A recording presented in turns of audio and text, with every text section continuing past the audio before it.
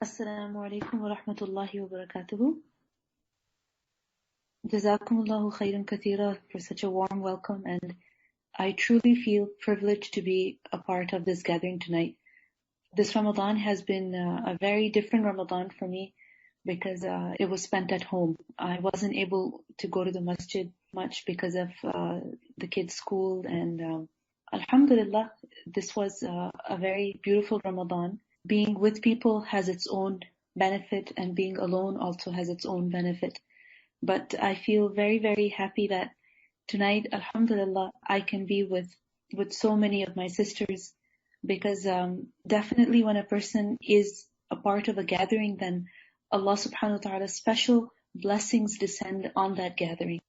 So I ask Allah subhanahu wa ta'ala to bless this gathering, and to forgive all of us, to bless us with His mercy and His forgiveness on this blessed night, and for the fact that we have gathered together for His sake in order to encourage each other to worship Allah subhanahu wa ta'ala with more ikhlas and with more excellence. May Allah subhanahu wa ta'ala make us amongst those who are mentioned in Surah Al-Asr, that وَالْعَصْرِ إِنَّ الْإِنسَانَ لَفِي خُسْرٍ إِلَّا الَّذِينَ آمَنُوا وَعَمِلُوا الصَّالِحَاتِ وَتَوَاصَوْا بِالْحَقِّ وَتَوَاصَوْا بِالصَّبْرِ.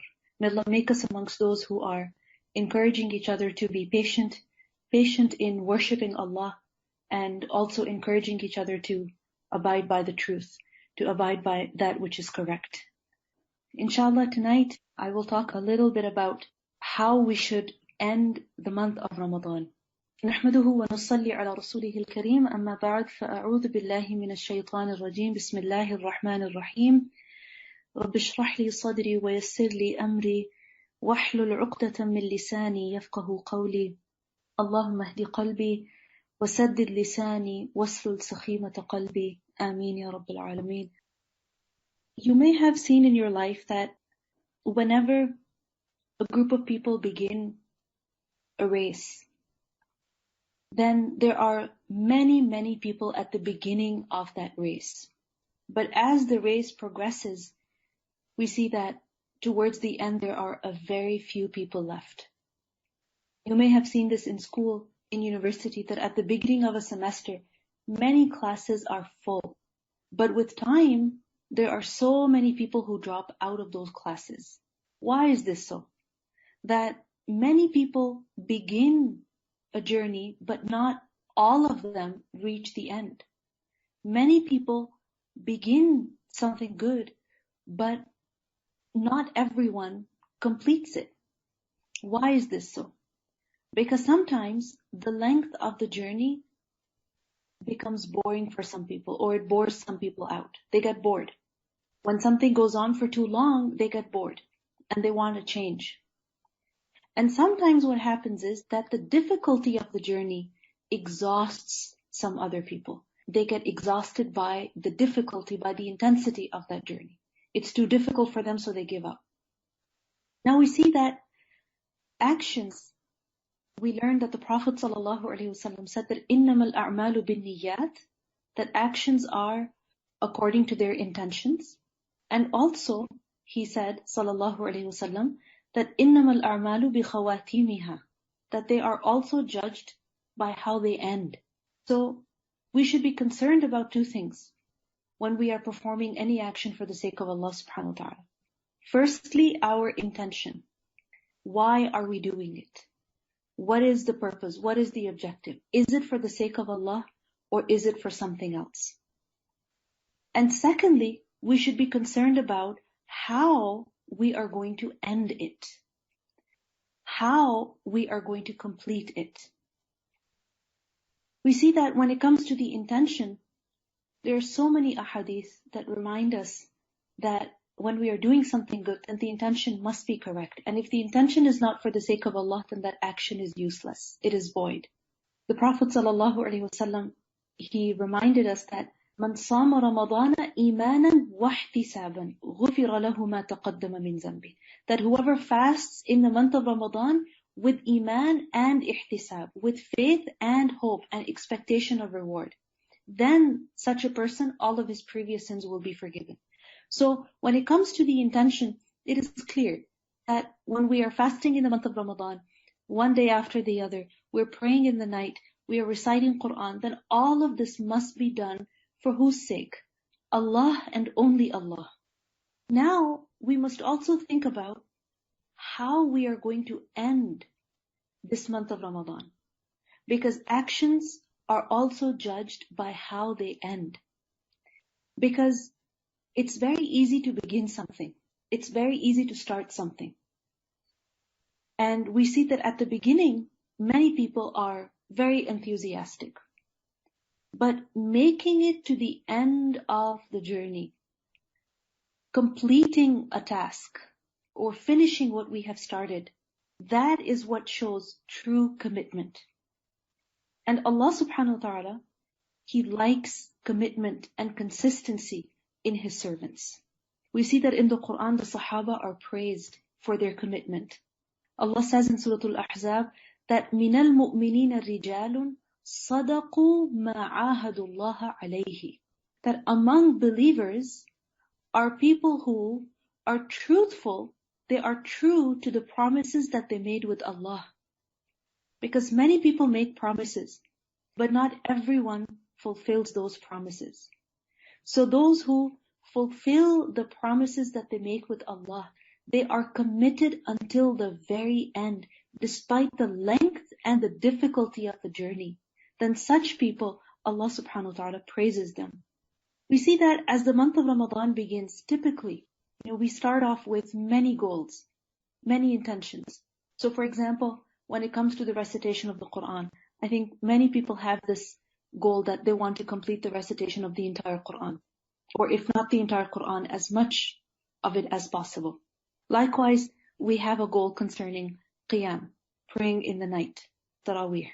Then we also have goals related to Sadaqah, charity, or Silatul Rahim, etc. We have many plans at the beginning of the month of Ramadan. Now we see that setting goals is easy. But if we are really determined to succeed and improve, then we must measure our success. We have to analyze ourselves and we must reflect on ourselves. Am I really where I intended to be, where I wanted to be? It is imperative that we look at where we intended to be and where we really are right now. So as the journey nears its end, as the month of Ramadan is reaching its end, let's analyze ourselves. Let's ask ourselves, what goals did I set for myself? And let's be honest with ourselves. Let's not brush anything off here. What goals did I set for myself? And whatever goals I set for myself, did I meet them? And if I did not, which is certainly the case, then what can I do now? Because the journey has not ended yet. Ramadan is not over yet. There is still some time. So whatever time I have left, let me take advantage of it and do whatever I was not able to do so far. Now what happens is that generally when we start off, we are very enthusiastic, we have certain goals, and as time goes by and we see that we're not really meeting our targets, then we may feel guilty in our hearts. And if we are honest with ourselves, we must feel guilty. Because really, if you think about it, we could have recited more Quran. We could have prayed more Salah. We could have, made more dua. We could have given more sadaqah. We really could have done better. This is a fact. But we see that if we dwell upon this feeling, I could have done better, I didn't do as well as I could have done, then this feeling can cause a lot of heaviness and sadness. And we learned that ibadah, when we're worshipping Allah subhanahu wa ta'ala, it must be done with hope and with fear. So yes, while we are afraid that we did not, meet our goals, we did not really do what we intended to do, we could have done better, we are afraid about that. At the same time, we must be hopeful. Hopeful that Alhamdulillah, Allah gave me the tawfiq to do whatever that I could do. And I hope that Allah will accept this from me and He will reward me. Because remember the Prophet ﷺ said, whoever fasts in the month of Ramadan with faith and expectation of reward. So we must have expectation of reward. But at the same time, we must also have fear that I did not do as well as I could have done. So, oh Allah, pardon me. So let us end Ramadan with strength. With strength, the strength of hope and the strength of fear. Hope that, oh Allah, accept from me whatever I have done, whatever I could do, whatever little that I could do.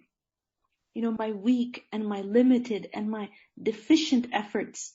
Like Ibrahim alayhi salam said, رَبَّنَا تَقَبَّلْ مِنَّا. O our Lord, accept from us. Because إِنَّكَ أَنْتَ السَّمِيعُ الْعَلِيمُ. Indeed, you are the hearing, the knowing. You have heard our prayers, you have heard our intentions, and you know our actions and our limitations and our weaknesses. We did whatever we could do. Oh Allah, you accept from us. So let us end Ramadan with hope. And also let us end Ramadan with fear. Fear of what? Of our shortcomings. That, oh Allah, pardon us for our shortcomings. Like Ibrahim alayhi salam prayed that وَتُبْ عَلَيْنَا إِنَّكَ أَنْتَ التَّوَّابُ الرَّحِيمُ. Oh Allah, have mercy on us, accept our repentance. Indeed, you are the accepting of repentance, the most merciful. Now, we see that Ramadan, why is it that Allah subhanahu wa ta'ala has legislated the fasting of the month of Ramadan? For what reason? An entire month of fasting during the days, and in the nights we are praying, we are performing salah. Why? What is the reason? Allah tells us in the Quran that it is in order that we may develop taqwa. So Ramadan is for our purification and for our development. Ramadan is meant to bring us forgiveness. And it is meant to increase us in our righteousness and piety. The Prophet ﷺ said, whoever fasts in the month of Ramadan with iman and ihtisab, then all of his previous sins will be forgiven. Whoever prays in the nights of Ramadan with iman and ihtisab, then all his previous sins will be forgiven. And whoever prays in the night of Laylatul Qadr with iman and ihtisab, then all of his previous sins will be forgiven. So all of these ahadith, what do they teach us? That the purpose of Ramadan is to bring us forgiveness. Ramadan is for our purification. So firstly, let us spend these last days and nights of Ramadan seeking forgiveness. Let us spend these last days of Ramadan with istighfar. Seeking forgiveness from Allah for what? Firstly, for the wrong we did before Ramadan. For the sins that we committed before Ramadan. Secondly, for the wrong we did in the month of Ramadan. For the mistakes we made, the sins we committed in the month of Ramadan. And if we're really honest with ourselves, we have to acknowledge this, we have to admit this. Because there were times when we showed anger. There were times when we displayed impatience. So, for the wrong that we did in the month of Ramadan. And istighfar also for the shortcomings in the good that we attempted to do in the month of Ramadan. I mean, if you think about it, yes, we recited Quran, but many times we recited pages and pages without even thinking about what we read. We made dua, but perhaps we didn't even think about what we were asking Allah for. We were fasting, but perhaps in that fast, we showed impatience, we got angry, and we didn't really fast as, with ihsan or with good quality. So, the first thing we need to do is to seek forgiveness. Istighfar. And we see that at the completion of anything good, what etiquette have we been taught? That at the end, seek forgiveness. If you think about it, at the end of a gathering, what is it that we are encouraged to do? Say, Subhanakallahumma wa bihamdika, ashhadu an la ilaha illa anta, astaghfiruka. We seek forgiveness from Allah at the end of a gathering. When we pray salah, we say the salam, we say Allahu Akbar, astaghfirullah, astaghfirullah, astaghfirullah. We seek forgiveness. Why seek forgiveness? Because no matter what we do, and no matter how well we do it, it is deficient. It has its deficiencies. Allah subhanahu wa ta'ala deserves much better. And we could have done better. So istighfar is imperative. It is necessary. And as I mentioned earlier, the purpose of Ramadan is to bring us forgiveness.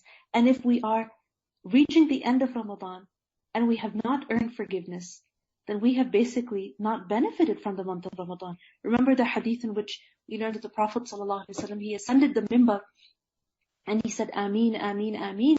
And when he was asked about it, he said that Jibreel came to me and said that whoever finds the month of Ramadan and dies and he is not forgiven, then such a person, may he be removed from Allah's mercy.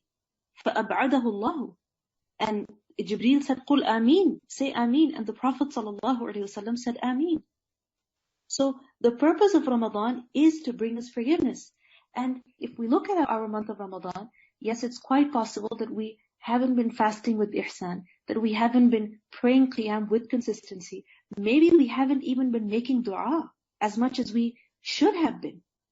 So then what should we do? Seek forgiveness. Because remember the hadith that إِنَّمَا الْأَعْمَالُ بِخَوَاتِيمِهَا, that actions are judged by how they end. So if we weren't able to seek much forgiveness through the month, let's seek forgiveness now. If we weren't able to do much good throughout the month, let's seek forgiveness now. We can still end it well. And it will end well when we will end it with istighfar, with seeking forgiveness. Secondly, remember that the purpose of Ramadan is also to improve us. Because Allah says, لَعَلَّكُمْ تَتَّقُونَ. Fasting has been prescribed upon you in order that you may develop taqwa. So we need to reflect that, did my fasting increase me in taqwa? The month of Ramadan, all the different acts of worship that I have been engaged in, whether it's the recitation of the Quran or it is, giving charity, whatever it is that I have been doing, did it increase me in taqwa? All of these acts of worship, did they really wake me up? Did they really make me more conscious and aware of my deficiencies and weaknesses? Am I really in a heightened sense of awareness? Did the month of Ramadan bring within me a heightened sense of awareness or not? Because remember what I mentioned earlier, that if we really want to succeed, then we have to measure our success. We have to look at our efforts and see if we have really reached where we wanted to be. So each and every one of us needs to look at, what is it that Ramadan taught me? How is it that Ramadan improved me? That this past 1 month, how did it improve me? Did I increase in the recitation of the Quran? Perhaps. Maybe I am reciting more Quran now. More Quran than I did before the month of Ramadan. Maybe my recitation of Quran is improved in not just quantity but also quality. Perhaps I increased in the remembrance of Allah, in more dhikr. Maybe this month of Ramadan helped me improve the quantity and quality of my salah. Perhaps this month of Ramadan encouraged me to give more and more sadaqah. Or maybe it helped me make dua with yaqeen, with certainty. Or perhaps this month of Ramadan helped me adopt more simplicity. Or maybe it taught me consistency. That I wasn't just reciting Quran once a week, rather I was reciting Quran every single day. I wasn't just praying tahajjud or qiyamul layl once a week, but I was praying every single night. So we need to look at what we gained from the month of Ramadan. And inshallah, every one of us can say that yes, I did get something, I did improve in one way or another in this month of Ramadan, walhamdulillah. There has definitely been some positive change, some level of improvement. And whether it is a lot or a little, it is beautiful. So if Ramadan is meant to improve me, and alhamdulillah, it did improve me, then should these actions end with the month of Ramadan? The habits that I have developed through the month of Ramadan, should they be left at the end of Ramadan? Should they be abandoned? Because I worked so hard to get into this routine, fasting every day, waking up for suhoor, and then, waking up before that, spending some time doing istighfar and making dua. It was a lot of hard work. I sacrificed so much of my sleep. My sleep was displaced, you can say. Each and every one of us worked so hard. So all of this hard work that we've put in, should it be wasted at the end of Ramadan? Should it be forgotten at the end of Ramadan? No, it shouldn't be left. Yes, Ramadan is 1 month, right? Ramadan is not throughout the year. It is 1 month. And it would be unnatural and unrealistic to expect ourselves to be for the whole year as we are in the month of Ramadan. It's not possible. We can fast every single day in the month of Ramadan, but we cannot fast every single day of the year. We can pray Qiyam every single night of the month of Ramadan, but we cannot do it for the entire year. It is not humanly possible. It is unnatural. It is unrealistic to expect this from ourselves. However, we can bring the effects of Ramadan in the rest of the year. How so? If you think about it, from Hadith we learned that whoever follows the fasts of Ramadan with 6 days of Shawwal, then it is as if he has fasted the entire year. Because you see, fasting in the month of Ramadan, how many days is it? 30 days. And we learned that the minimum reward that Allah gives for a good deed is what? Is multiplied 10 times. مَنْ جَاءَ بِالْحَسَنَةِ فَلَهُ عَشْرُ أَمْثَالِهَا. It's multiplied 10 times. So if we fasted for 1 month in the month of Ramadan, right? We fasted for 30 days, multiply that by 10 days, that would be 10 months of fasting. Fasting in Shawwal is how many days? 6 days. Multiply that by 10, and that would be 60 days or 2 months. So 10 months and 2 months of fasting makes it 12 months, 1 year. So if you think about it, 1 month of fasting, 30 days, and follow that with just 6 days, and you get the reward of fasting the entire year.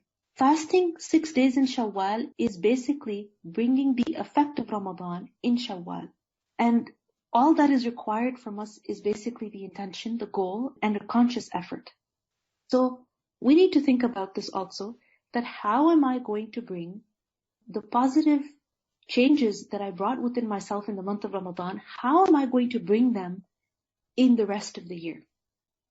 The recitation of the Quran, more sadaqah, qiyamul layl, tahajjud, istighfar, dhikr, whatever it is that I was able to improve in myself in the month of Ramadan, how is it that I'm going to bring these positive changes or these positive qualities in the rest of the year also?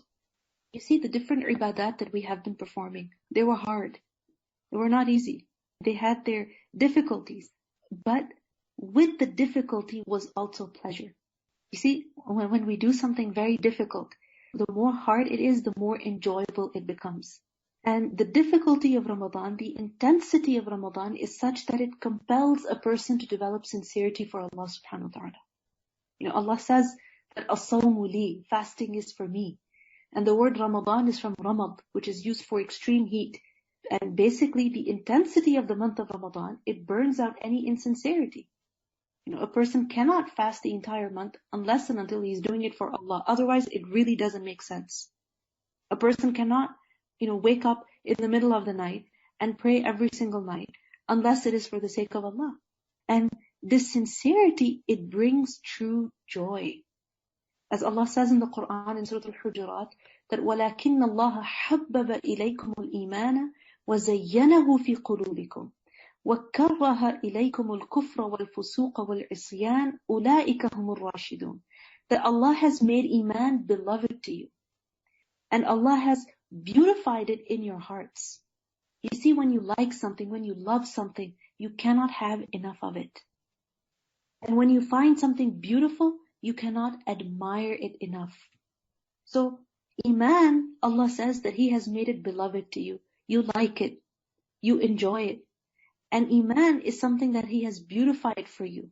You cannot admire it enough. You cannot have enough of it. So here, we also need to be grateful to Allah subhanahu wa ta'ala for the tawfiq that He gave us to engage in different acts of worship in the month of Ramadan. And this is where we have to end the month of Ramadan with gratitude and praise. Praise for Allah, with humility and happiness. That Alhamdulillah, Alhamdulillah, Allah gave me tawfiq to fast in the month of Ramadan. Alhamdulillah, Allah gave me tawfiq to recite more Quran in the month of Ramadan. So let us end this month with gratitude and praise, with humility and happiness, for the ability to do the little that we could do despite our deficiencies and shortcomings, for the fasts that we could keep, for the Quran that we could recite, for the i'tikaf that we could observe, for the charity that we could give. And yes, we know that it is not enough. However, whatever we could do, let us be grateful for the tawfiq that Allah subhanahu wa ta'ala gave us. Let us end with shukr. So inshallah, to summarize what I have mentioned so far, that at the end of a journey, or as we are reaching the end of a certain task, then we must reflect on ourselves and we must analyze our efforts and see where we truly stand. That the goals we set for ourselves at the beginning, have we really met them? The intentions that we had, the plans that we had, have we really actualized them or not? And here we need to be honest with ourselves. And here where we see that we have, failed in some aspect, or we haven't really, done as well as we had intended to do or as we had wanted to do. But we must, replace that regret or that sadness or that guilt with istighfar. And we must also be grateful for whatever that we could do.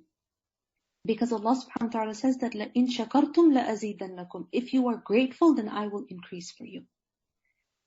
So how is it that we can end the month of Ramadan strongly?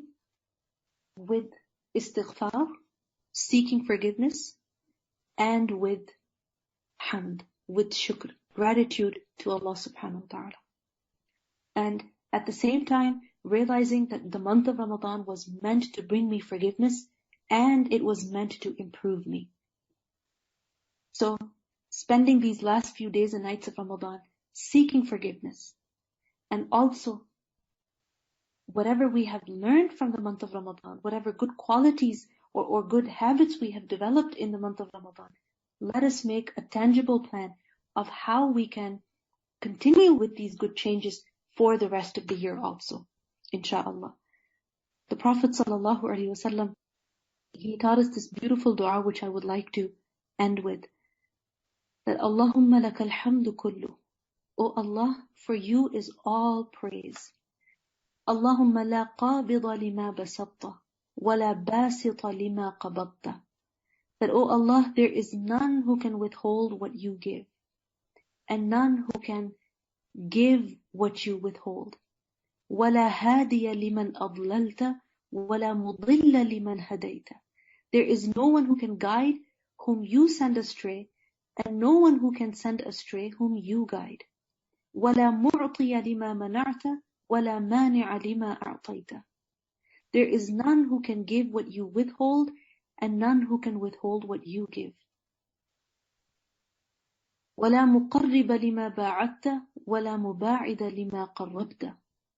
There is no one who can bring near what you have distanced, and no one can distance what you have brought near. Allahumma bsut alayna min barakatik, wa rahmatik, wa fadlik, wa rizqik. O Allah, bestow on us your blessings, your mercy, your bounty, and your provision. Allahumma inni as'aluka al-na'im al-muqim. O Allah, I ask you for everlasting blessings. Alladhi la yahulu wa la yazulu. That which neither ends nor fades away.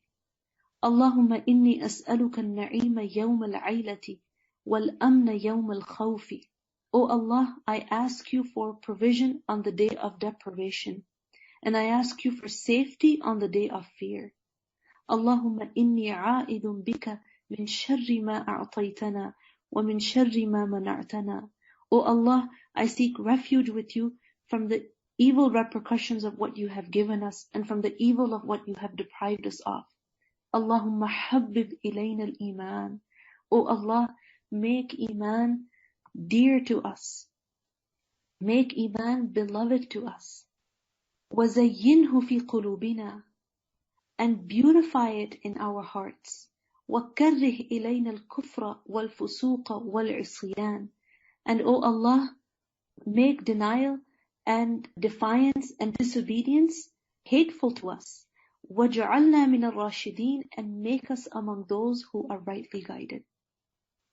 You see, we can only do good if we like it, if we find joy in it. And we can only abstain from sin if we dislike it, if we find pain in it. So we are successful if we find enjoyable what Allah subhanahu wa ta'ala likes. And we can only be successful if we dislike what Allah subhanahu wa ta'ala dislikes. So this whole month of Ramadan, it was meant to bring taqwa in us. It was meant to correct our priorities for us, to make us like what Allah likes, to make us dislike what Allah dislikes. May Allah subhanahu wa ta'ala allow us all to benefit from this month. May Allah subhanahu wa ta'ala bestow upon us His forgiveness. And may Allah subhanahu wa ta'ala gift us all with taqwa at the end of this month. سبحانك اللهم وبحمدك أشهد أن لا إله إلا أنت أستغفرك وأتوب إليك. جزاكم الله خيرا كثيرا. السلام عليكم ورحمة الله وبركاته.